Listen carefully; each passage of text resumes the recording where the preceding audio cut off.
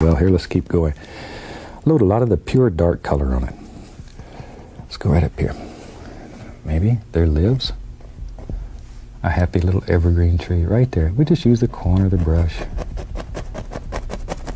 Just go back and forth. See there? That easy. And let's give him a few friends. We don't want him to get lonely back here. My gosh, with a scene like he's got to look at here, he'd have to invite all of his friends over to see it too. This is just too nice for him to keep for himself. There's a little one. Put the little guy right up here in the front row so he can see all of this too. Maybe, there we go. There we go.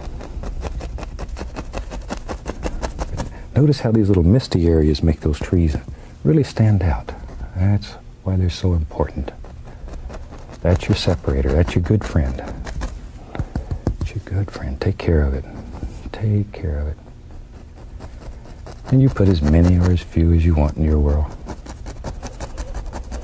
One thing that we're trying to do here is just to teach you a method. We're really not trying to teach you to copy. That's the reason we have no patterns or we don't do any tracings on the canvas. We want to teach you freedom with this technique and turn you loose on the world. Just absolutely turn you loose on the world. Because once you know the technique, you can do anything. Take a little blue, little tiny bit of blue and white, and a little bit of the dark sienna. Pull it out flat, and we get a least little roll of paint right out here on the edge of the knife. And let's just make the indication here and there of a little tree trunk right in there. All right.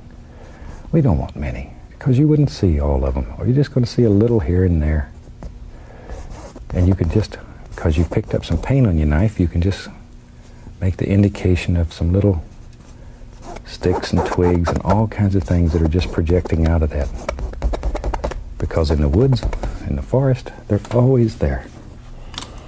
Now then, I have several fan brushes going. Let me just grab another one here. Let's put some highlights on that. We'll take a little bit of the color we've made the trees out of, because it has blue in it, and mix it with some cad yellow and little yellow ochre, even little Indian yellow. What the heck?